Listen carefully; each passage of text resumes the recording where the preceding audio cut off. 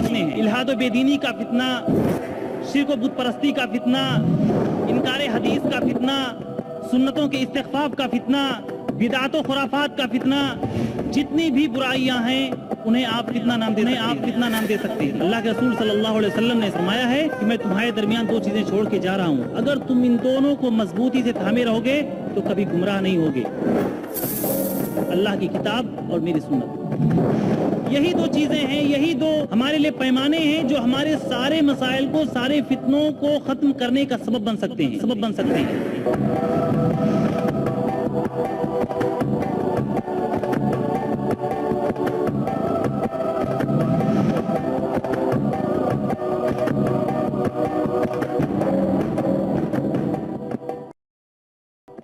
یہ دین جو اللہ تعالیٰ نے ہمیں سب سے بڑی نعمت کی شکل میں دی ہے، یہ ہمارا سارا ماحصل ہے، ہماری زندگی کا سب سے بڑا سرمایہ ہے۔ اگر اسی کی حفاظت ہو گئی، اسی کو اپنا حرز جان بنا لیا، اسی کو اپنا زندگی کا مقصد بنا لیا تو سمجھ لیجئے کامیابی ہے۔ نہ دنیا کی کامیابی اور ناکامی کا آخرت سے کوئی تعلق نہیں ہے۔ بہت سارے لوگ دنیا میں بہت عیش و عشرت کی زندگی گزاریں گے، دنیا میں بہت زیادہ عیش و تنعم کی زندگی گزاریں گے، ہر طرح کے ان کے لیے وسائل عیش مہیا ہوں گے، لیکن قیامت کے دن ان کا کوئی پرسان حال نہیں ہوگا۔ تو اس دین کو، اس ایمان کو، اس عقیدے کو بچانے کی کوشش کرو، اس کے لیے چاہے جو بھی قربانی دینی پڑے، اس کے لیے چاہے جس حد تک جانا پڑے، ہمیں اس کو بچانا ہوگا۔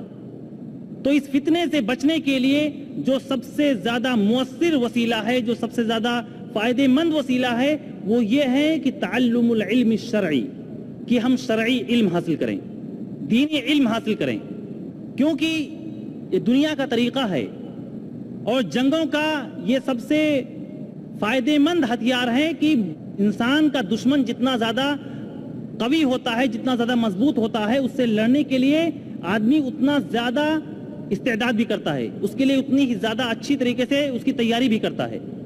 ورنہ جو آپ کا دشمن نئے نئے ہتھیاروں سے مسلح ہو، ہر طرح کے ماڈرن ٹیکنالوجی سے وہ لیس ہو، اور آپ اس کا مقابلہ غلیل سے کرنے جائیں تو آپ مقابلہ نہیں کر سکتے، آپ ہار جاؤ گے۔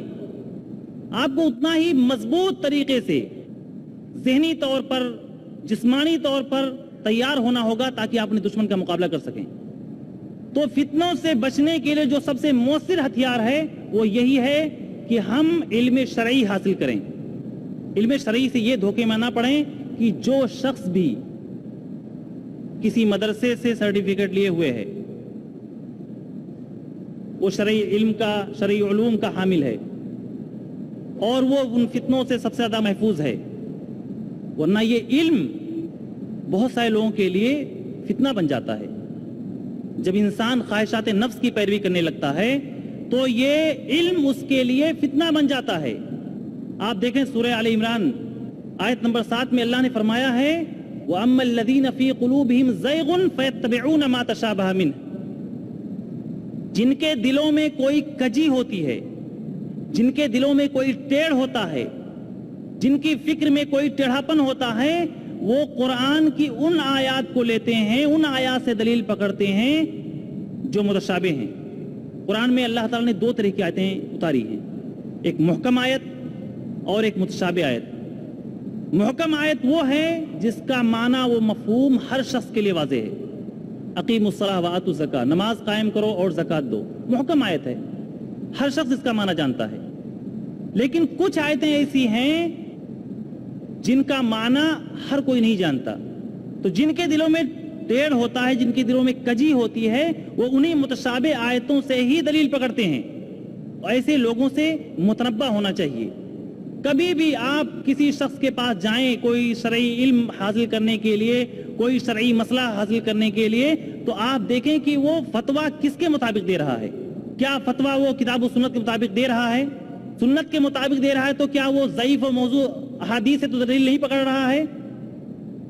ایک مشہور واقعہ ہے عبداللہ بن عباس رضی اللہ تعالیٰ عنہ کا، جب حضرت علی رضی اللہ تعالیٰ عنہ کے دور میں فتنے عام ہو گئے اور مسلمانوں کی دو گروہ آپس میں گتھم گتھا ہو گئی، لڑائی کرنے لگی، تو اس میں کچھ فرقے بھی وجود میں آئے۔ خوارج کا فرقہ جو سب سے پہلے وجود میں آیا ہے، وہ لوگ حضرت علی رضی اللہ تعالیٰ عنہ کا بائیکاٹ کیا اور ان سے الگ ہو گئے. حاکمیت الہ کے مسئلے پر ان لوگوں کا اختلاف ہوا، چنانچہ وہ لوگ ایک بہت بڑی جماعت کو لے کر الگ ہو گئے. معاملہ جب بہت گمبھیر ہو گیا تو حضرت علی رضی اللہ تعالیٰ عنہ نے عبداللہ بن عباس رضی اللہ تعالیٰ عنہ کو ان کے پاس بھیجا. یہ وہی عبداللہ بن عباس ہیں جو اللہ کے رسول صلی اللہ علیہ وسلم کے چچیرے بھائی ہیں اور جن کے لیے اللہ کے رسول نے دعا کی تھی، اللہم فقہہ فی الدین وعلمہ التاویل. اللہ تعالیٰ تو انہیں علم سے نواز اور انہیں قرآن کی تفسیر کا فہم عطا فرما. یہ جاتے ہیں اور خوارج کے درمیان پہنچنے کے بعد ان سے کہتے ہیں کہ میں تم لوگوں سے بحث کرنے آیا ہوں. میں یہ جاننا چاہتا ہوں کہ آپ لوگوں کی شبہات کیا ہیں، کیا اشکال ہے، کس بنیاد پر تم مسلمانوں کی اتنی بڑی جماعت کو چھوڑ کے ایک الگ جماعت بنا کے کھڑے ہو گئے ہو. تو ان میں سے بعض نے کہا کہ دیکھو میں ان سے بحث نہیں کرنا چاہتا. بعض نے کہا یہ قریش کا آدمی ہے، بڑا جھگڑالو قسم کا آدمی ہے، اس سے بحث کرنے سے کوئی فائدہ نہیں ہے. کہ نہیں آپ اپنے شبہات رکھو تو ہم دیکھیں تو تمہارے شبہات کیا ہیں، کیا پریشانیاں ہیں، کن چیزوں کو آپ دلیل بنا رہے ہو. ان لوگوں نے کہا پہلا مسئلہ تو رہا حاکمیت کا کہ علی نے اپنے میں سے ایک انسان کو حاکم بنایا ہے، فیصل بنایا ہے، جج بنایا کہ دو آدمی فیصلہ کریں گے، جبکہ قرآن میں ہے ان الحکم الا للہ، حاکمیت صرف اللہ کی چلے گی. تو فیصلہ اللہ کا آنا چاہیے تھا، یہ عام آدمی کو کیوں جج اور فیصل بنا دیا گیا. کہا دوسرا شبہ یہ ہے کہ علی نے جب جنگ کیا تو کیوں نہیں ان لوگوں کو قیدی بنایا اور ان کی عورتوں کو لونڈی بنایا. کہا یہی سب شبہے ہیں. کہا ہاں. کہا اگر میں تم لوگوں کو قرآن کے مطابق اللہ کے رسول صلی اللہ علیہ وسلم کی سنت کے مطابق کوئی بات بتاؤں تو اس کو مانو گے؟ کہا ہاں، کیوں نہیں مانیں گے. حضرت عبداللہ بن عباس رضی اللہ تعالیٰ عنہ نے ایک سوال کیا تھا، آپ اس نقطے پہ غور کریں. حضرت عبداللہ بن عباس رضی اللہ تعالیٰ عنہ جو خیر القرون میں زندگی گزارے اور ان خوارج سے پوچھتے ہیں کہ تم یہ جو فکر رکھتے ہو کیا تمہارے ساتھ کوئی صحابی ہے؟ تم یہ جو نیا شوشہ چھوڑے ہو کوئی صحابی بھی اس کو کہتا ہے؟ اللہ کے رسول صلی اللہ علیہ وسلم کے ساتھ زندگی گزارنے والا کوئی آپ کا معاون و مددگار جو لوگ رہے ہیں ان میں سے کوئی ہے جو اس بات کا قائل ہے؟ انہوں نے کہا نہیں، ان میں سے تو کوئی نہیں ہمارے ساتھ. تو کہا نہیں، میں ان لوگوں کے پاس سے آیا ہوں جو اللہ کے رسول پر ایمان لائے، آپ کے ساتھ رہے، آپ کے ساتھ جنگ و جدال کیا، آپ کے ساتھ ہر طرح کی تکلیفیں اٹھائیں اور جن کے سامنے قرآن اترا، جنہوں نے قرآن کو سب سے زیادہ سمجھا. میں ان لوگوں کے پاس سے آیا ہوں. حضرت عبداللہ بن عباس رضی اللہ تعالیٰ عنہ نے انہیں جواب دیا کہ رہی بات حاکمیت کی کہ انسان میں سے کوئی جج اور فیصل نہیں بن سکتا، تو قرآن ہی میں اللہ تعالیٰ نے فرمایا ہے کہ اگر کوئی حاجی حج کے دوران شکار کر لیتا ہے، یہ ایک فقہی قاعدہ ہے، فقہی مسئلہ ہے کہ اگر حاجی حج کے دوران کوئی شکار کر لیتا، شکار کرنا منع ہے، تو شکار جس جانور کا کر رہا ہے اسی جانور کے بقدر اس کی جو شکل ہوگی، جو جسم ہوگا، اسی کے مطابق دو لوگ بتائیں گے انہیں کہ ہاں اگر تم نے مثلا کسی نیل گائے کو مار دیا ہے تو اس کے مقابلے میں تمہیں اونٹ کی قربانی دینی پڑے گی یا کسی گائے کی قربانی دینی پڑے گی، اس کا دم دینا پڑے گا، جسے دو لوگ طے کریں گے کہ جو جانور حاجی نے مارا ہے اس جانور کے برابر کون سا جانور آتا ہے اسی کی قربانی دے. تو کہا کہ اللہ تعالیٰ نے حاجیوں کے لیے اگر ایک معمولی خرگوش، کوئی حاجی اگر خرگوش مار دیتا ہے یا اور کوئی چھوٹے موٹے جانور مار دیتا ہے تو ان چھوٹے چھوٹے مسائل میں دو لوگ جج بن سکتے ہیں، اور مسلمانوں کے قتال کے مسئلے میں، مسلمانوں کے خون کے مسئلے میں جو اتنا اہم ہے، جس کی حرمت کعبہ سے بھی زیادہ محترم ہے، کیا اس کے لیے انسان جج نہیں بن سکتا؟ کیا اس کے لیے انسان فیصلہ نہیں کر سکتا؟ انہوں نے کہا ہاں بات تو صحیح ہے. انہوں نے دوسرے سوال کا جواب دیا، کہا کہ رہی بات یہ کہ انہوں نے جنگ کیا تو جنگ کرنے کے بعد ان لوگوں کو قیدی کیوں نہیں بنایا، ان کو پکڑا کیوں نہیں، ان کی عورتوں کو لونڈی کیوں نہیں بنایا؟ تو اس کا جواب سنیے. علی نے حضرت عائشہ صدیقہ رضی اللہ تعالیٰ عنہ کے خلاف جنگ کی، تو کیا تم لوگ سوچتے ہو، یہ تم لوگوں کا یہ عقیدہ ہے کہ علی حضرت عائشہ کو گرفتار کریں، حضرت عائشہ کو قتل کریں، انہیں اپنا لونڈی بنائیں؟ اگر تمہارا عقیدہ یہ ہے کہ حضرت عائشہ صدیقہ رضی اللہ تعالی عنہا کا خون حلال ہو گیا ہے تو تم لوگ کافر ہو گئے.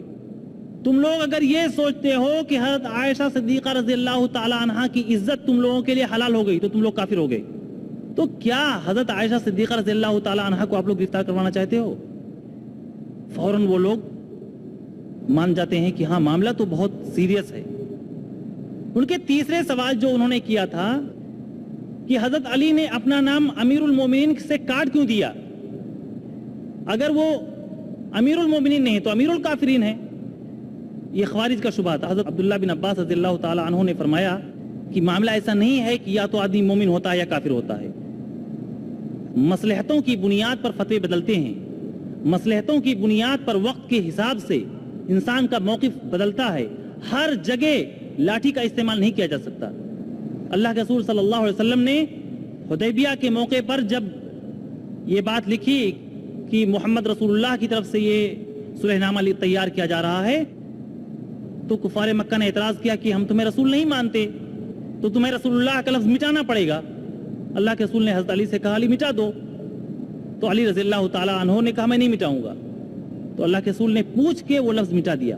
تو کہا اللہ کے رسول صلی اللہ علیہ وسلم رسول اللہ جیسے لفظ کو مٹا سکتے ہیں تو انہوں نے امیر المومنین سے اگر اپنا نام کھینچ لیا ہے یا اس کو مٹا دیا ہے تو اس میں کون سے مذائقے والی بات ہے؟ چنانچہ خوارج کا ایک بہت بڑا. تو محترم حضرات یہ واقعہ ہمیں اس بات کی طرف ابھارتا ہے, اس بات کا پیغام دیتا ہے کہ ہم اپنے مسائل میں جب کسی سے فتویٰ پوچھیں تو ہم کتاب و سنت کے مطابق فتویٰ لیں. ہماری عصبیت وہاں پہ آڑے نہ آئے, ہماری مصلحتیں وہاں پہ آڑے نہ آئیں, ورنہ ہر جماعت دوسرے جماعت کی تکفیر کرے گی, ورنہ ہر جماعت دوسرے جماعت کو گمراہ کہے گی. اللہ کی کتاب اور اللہ کے رسول صلی اللہ علیہ وسلم کی سنت کے مطابق جو چیز واضح ہو جائے اسی کے مطابق فیصلہ آنا چاہیے. دوسرا سب سے کارآمد وسیلہ, دوسرا سب سے کارآمد جو راہ ہمارے لیے ہو سکتی ہے اس فتنے سے بچنے کی, وہ یہ ہے کہ ہم اللہ کی کتاب اور اللہ کے رسول صلی اللہ علیہ وسلم کی سنت کو اپنی زندگی میں رچا لیں, بسا لیں, اسی کو اپنے لیے کافی سمجھیں. اللہ تعالیٰ نے سورہ آل عمران آیت نمبر 103 میں فرمایا ہے وَاعْتَصِمُوا بِحَبْلِ اللَّهِ جَمِيعًا وَلَا تَفَرَّقُوا. اللہ کی رسی کو مضبوطی سے تھام لو اور فرقے نہ بناؤ. اسی طرح ابو داؤد کتاب السنہ باب لزوم السنہ میں ابو داؤد نے ایک حدیث نقل کی ہے. اللہ کے رسول صلی اللہ علیہ وسلم فرماتے ہیں کہ اوصیکم بتقوی اللہ والسمع والطاعہ, میں تمہیں سمع و طاعت کی وصیت کرتا ہوں, تمہارے اوپر جو بھی حکمراں بن جائے اس کی بات کو مانو, اس لیے کہ میرے مرنے کے بعد بہت سارے اختلافات جنم لیں گے. جب وہ فتنے پیدا ہو جائیں, وہ اختلافات پیدا ہو جائیں تو تم میری سنت کو اور خلفائے راشدین کو سنت کو لازم پکڑنا, ان کو دانتوں سے, اپنی داڑھ کے دانتوں سے مضبوطی سے تھام لینا, اسی میں تمہارے لیے کامیابی ہے. مستدرک حاکم کی روایت ہے جسے البانی رحمہ اللہ نے صحیح قرار دیا ہے کہ میں تمہارے درمیان دو چیزیں چھوڑ کے جا رہا ہوں, اگر تم ان دونوں کو مضبوطی سے تھامے رہو گے تو کبھی گمراہ نہیں ہوگے, اللہ کی کتاب اور میری سنت. یہی دو چیزیں ہیں, یہی دو ہمارے لیے پیمانے ہیں جو ہمارے سارے مسائل کو, سارے فتنوں کو ختم کرنے کا سبب بن سکتے ہیں. اللہ کے رسول صلی اللہ علیہ وسلم کے انتقال کے بعد یہ جھگڑا پیدا ہوا, یہ فتنہ پیدا ہوا کہ آپ کو دفنایا کہاں جائے. کوئی کہہ رہا تھا اب جنت البقیع میں دفنایا جائے, کوئی کہہ رہا تھا کہ نہیں یہی دفنایا جائے, کوئی اور دوسری جگہ بتا رہا تھا. ابو بکر صدیق رضی اللہ تعالیٰ عنہ نے فرمایا کہ اللہ کے رسول کی حدیث ہے کہ انبیاء وہیں دفنائے جاتے ہیں جہاں پر وہ مرتے ہیں. ایک حدیث نے, ایک چھوٹی سی اللہ کے رسول کی حدیث نے سارے جھگڑے ختم کر دیے. حضرت عائشہ صدیقہ رضی اللہ تعالیٰ عنہ کے گھر میں آپ کا انتقال ہوا تھا اور وہیں آپ کو دفنایا گیا. تیسرا ذریعہ جو ان فتنوں کے ختم کرنے کا سبب بن سکتا ہے وہ یہ ہے, یہ بہت ہی اہم ہے اور غور کرنے کی چیز ہے کہ ہم ان فتنوں کے دور میں اپنی زبانوں پہ تالے لگا کے رکھیں. کوئی بھی بات اپنی زبان سے ایسی نہ نکالیں جو معاشرے کو بھڑکا دے, پورا معاشرہ بھبک اٹھے. حضرت عائشہ صدیقہ رضی اللہ تعالیٰ عنہ پر جب افک کا الزام لگا, آپ پر بہتان لگا, تو بہت سارے لوگ اپنی زبان سے عجیب عجیب باتیں کہتے تھے. صحابہ کرام اس فتنے کا شکار ہوئے. اور بہت سارے لوگوں نے شبہ ظاہر کیا کہ نعوذ باللہ حضرت عائشہ سے یہ غلطی ہو سکتی ہے. اللہ نے سورہ نور میں انہیں چیز سمجھائی کہ جب تمہیں یہ خبر پہنچی تو تم لوگوں نے کیوں نہیں کہا کہ سبحانک ھذا بہتان عظیم، یہ تو بہت بڑا بہتان ہے. اللہ کے رسول صلی اللہ علیہ وسلم نے صحیح بخاری کتاب الرقاق باب حفظ اللسان میں فرمایا ہے من کان یؤمن باللہ والیوم الآخر فلیقل خیرا او لیصمت. جو اللہ اور یوم آخرت پر ایمان رکھتا ہے اسے چاہیے کہ بھلی بات کہے یا خاموش رہے، سچی بات کہے یا خاموش رہے. بہت سارے فتنے، بہت سارے جھگڑے، بہت ساری برائیاں ہمارے سماج میں اس وجہ سے پیدا ہوتی ہیں کہ جب وہ خبر ہم تک پہنچتی ہے تو بغیر کچھ سوچے سمجھے، بغیر کچھ جانے بوجھے ہر آدمی اپنے مطابق کچھ نہ کچھ رائے دیتا ہے. کسی عورت کی عزت کا مسئلہ ہو، کسی مرد کی عزت کا مسئلہ ہو، کسی چوری ڈکیتی کا مسئلہ ہو، ایک خبر آ گئی کہ فلاں شخص نے چوری کیا ہے یا فلاں عورت سے، فلاں لڑکی سے یہ غلطی ہوئی ہے، ہر آدمی اس میں اپنا حصہ لینے لگتا ہے. دیکھا ہو یا نہ دیکھا ہو، اس کے پاس صحیح ذرائع سے وہ خبر ملی ہے اور یا نہ ملی ہو، ہر آدمی کچھ نہ کچھ اس میں حصہ لے گا. یہ بہت بڑا گناہ ہے کہ کسی پاک دامن بھولی بھالی سیدھی سادھی عورت پر الزام لگایا جائے. یہ بہت بڑا فتنہ ہے کہ کسی کی عزت کے ساتھ کھلواڑ کیا جائے. یہ بہت بڑا فتنہ ہے کہ ایک چھوٹی سی بات پیدا ہوئی اور ہر آدمی اپنی زبان سے اس کو لے کر بانٹنے لگا. اسی لیے اللہ کے رسول صلی اللہ علیہ وسلم نے ایک موقع پر، سنن ابی داؤد کی روایت ہے کتاب الملاحم باب الامر والنہی میں فرماتے ہیں اللہ کے رسول نے کچھ فتنوں کا ذکر کیا تو صحابہ کرام نے پوچھا کہ اللہ کے رسول ان فتنوں سے بچنے کے لیے ہم کیا کریں، اس وقت ہمارا طریقہ کار کیا ہوگا اگر اس طرح کے فتنے کھڑے ہو جائیں. تو اللہ کے رسول نے کہا الزم بیتک، اپنے گھروں کو لازم پکڑو. زیادہ سے زیادہ جب کوئی فتنہ پیدا ہو تو اپنے گھر میں رہنے کی کوشش کرو. الزم بیتک واملک علیک لسانک، اور اپنی زبان پر قابو رکھو، عوام کی باتوں کو چھوڑ دو. Everywhere on the globe, we are Muslimin and we are people who believe in peace. The Prophet sallallahu alaihi wasallam has taught us in so many different ways that whenever there is a اگر عوام کے مسائل ہیں، اگر کوئی شخص کسی برائی میں مبتلا ہو گیا ہے تو اسے چھوڑ دو، جس سے وہ متعلق ہے وہ اسے نمٹے گا. اس حدیث میں بہت بڑی عبرت ہے، بہت بڑی نصیحت ہے کہ ہم ایسی فتنوں کے وقت اپنی زبان پہ قابو رکھیں اور اپنی زبان سے کوئی ایسی بات نہ نکالیں، اپنی زبان سے کوئی ایسی بات نہ کہیں جو فتنے کو اور زیادہ بھڑکا دے. چھوٹا سا مسئلہ پیدا ہوا کہ فلاں شخص نے کوئی بات کہی ہے، ہر آدمی اخبارات میں اپنی رائے دینے لگا. کوئی بھی سڑک چھاپ صحافی آ کے کھڑا ہو گیا اور اس نے بھی اپنی رائے ظاہر کی کہ واقعی اس نے یہ بات کہی ہے، جبکہ حقیقت سے اس کا دور کا بھی لینا دینا نہیں ہے. عوام نے پڑھی اور اس کو وہی سمجھ کر یقین کر لیا کہ ہاں یہ بات ہوئی ہے، اور لگے تکفیر کا فتویٰ دینے، کفر کا فتویٰ دینا شروع کر دیا. یہ کیا ہے؟ وجہ یہی ہے کہ ہم اپنی زبان پہ قابو نہیں رکھتے ہیں، ہم اپنے دل پہ قابو نہیں رکھتے ہیں، ہم اپنے جذبات پہ قابو نہیں رکھتے ہیں. ہمارے پاس سوچنے سمجھنے کے لیے کوئی صحیح راستہ نہیں ہے جس کے مطابق ہم سوچ سکیں. چنانچہ جو بھی خبر پہنچی، ایک نیک اور صالح شخص نے کوئی بات کہی تو اس کو ٹھکرا دیں گے، یہ تو فلاں کی بات ہے، پتہ نہیں سچ ہے کہ جھوٹ ہے.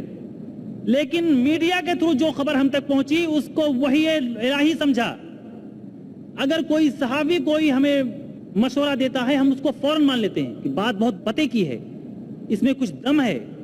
لیکن ایک عالم ممبر پر چیخ چیخ کر کوئی بات بتاتا ہے، وہ تو کہتے ہیں یہ تو بھونک رہا ہے، تو ہر جمعے کو بھونکتا ہے. یہ ایک ذہنیت بن گئی ہے، یہ ایک مزاج بن گیا ہے. اس مزاج میں تبدیلی لائیں، اس فکر میں تبدیلی لائیں اور اپنی زبان پر قابو رکھیں، اپنے دل پہ قابو رکھیں، ورنہ یہ فتنے مزید بھڑکیں گے. ایک چوتھا وسیلہ جو ہمیں ان فتنوں سے بچا سکتا ہے باذن اللہ، وہ یہ ہے کہ ایسے مواقع پر ہم صبر کا مظاہرہ کریں.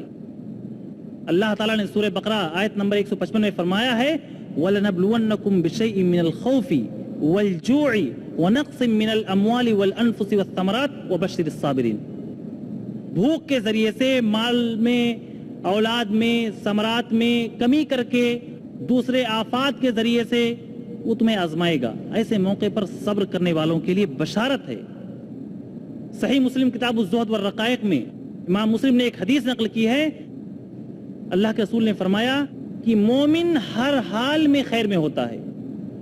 اگر اسے کوئی تکلیف پہنچتی ہے تو صبر کرتا ہے, یہ بھی اس کے لیے اچھی ہے. اگر کوئی خوشی پہنچتی ہے تو اللہ کا شکر ادا کرتا ہے, اس حال میں بھی وہ خیر میں ہے. تو ایسے نازک موقع پر جبکہ برائیاں عام ہو جائیں, قتل و غارت گری عام ہو جائے, کفر و الحاد عام ہو جائے, تو ہم صبر کا مظاہرہ کریں. صبر چاہے اللہ کی اطاعت پر ہو, چاہے صبر معصیت اور برائیوں کے خلاف رکنے سے ہو, چاہے یہ صبر تکلیفوں کے مقابلے میں ہو, ہم صبر جیسی اہم دوا کو استعمال کر کے ان فتنوں سے انشاءاللہ العزیز بچ سکتے ہیں. اللہ کے رسول صلی اللہ علیہ وسلم ایک مرتبہ خانہ کعبہ سے ٹیک لگا کے بیٹھے ہوئے تھے. کچھ صحابہ کرام آپ کے پاس آئے. اللہ کے رسول نے انہیں دیکھا, ان کی خستہ حالت کو دیکھا, ان کی تکلیف کو دیکھا. وہ صحابہ کرام آ کے اللہ کے رسول صلی اللہ علیہ وسلم کے پاس بیٹھتے ہیں اور کہتے ہیں, اللہ کے رسول آپ دیکھ رہے ہیں ہماری کیا حالت ہے, ہم پر ہر طرح کا ظلم آزمایا جا رہا ہے, ہر طرح کی تکلیفیں دی جا رہی ہیں, اور ظلم کی کوئی ایسی راہ نہیں ہے جو ہمارے خلاف اختیار نہ کی جا رہی ہو. ظلم کی ہر نوعیت کا ہمارے خلاف استعمال کیا جا رہا ہے. تو آپ اللہ تعالیٰ سے دعا کریں کہ ان مصیبتوں سے, ان پریشانیوں سے, ان آفات سے کچھ تو آسانی دے. اللہ کے رسول صلی اللہ علیہ وسلم کا چہرہ سرخ ہو جاتا ہے اور کہتے ہیں کہ اتنی جلدی تم لوگ صبر کا دامن چھوڑ دیے, اتنی جلدی تھک ہار گئے. تم سے پہلے بہت سارے انبیاء کرام آئے, بہت سارے نیک اور صالح لوگ آئے, ان کے بدن کو لوہے کی کنگھیوں سے ان کے گوشت کو نوچ لیا گیا تھا, ان کے بدن کو آرے سے چیر دیا گیا تھا, لیکن وہ پھر بھی ایمان پر ثابت قدم رہے. تم اتنی جلدی تھک گئے. امام احمد بن حنبل رحمہ اللہ فتنہ خلق قرآن کے مسئلہ پر, ایسا فتنہ جس نے اچھوں کو ہلا کے رکھ دیا تھا.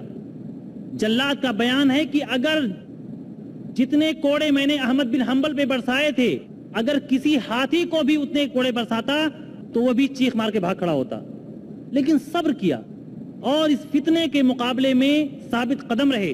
چنانچہ اللہ رب العالمین نے ان کو آنے والوں کے لیے ایک عبرت بنا دیا. ہر شخص احمد بن حنبل رحمہ اللہ, یہاں تک کہ سلف صالحین نے کہا ہے کہ اگر کسی شخص کو دیکھو کہ احمد بن حنبل سے وہ بغض رکھتا ہے, ان کے خلاف اپنی زبان کھولتا ہے, تو سمجھ لو کہ وہ بدعتی ہے. اللہ رب العالمین نے وہ مقام حضرت احمد بن حنبل رحمہ اللہ کو عطا کیا. تو جو بھی اس طرح کی فتنے آئیں ان کے مقابلے میں ہم صبر کا مظاہرہ کریں, بہت جلدی آپے سے باہر نہ ہو جائیں. تکالیف آئیں گی, آزمائشیں آئیں گی, جیلوں میں جانا پڑے گا, بلا وجہ آپ کو بے گناہی کی بنیاد پر آپ کو جیلوں میں ٹھونس دیا جائے گا. صبر کا مظاہرہ کرنا ہے. یہ نہیں کہ کوئی بات پہنچی اور فوراً سڑکوں پہ اتر آئے, ایجیٹیشن کرنا شروع کر دیا. صبر کا مظاہرہ کرنا ہے. صبر کے مقابلے میں اللہ رب العالمین صبر کرنے کے بعد امامت دیتا ہے, سیادت دیتا ہے, قوموں کی سرداری عطا کرتا ہے. تو صبر کا مظاہرہ کریں.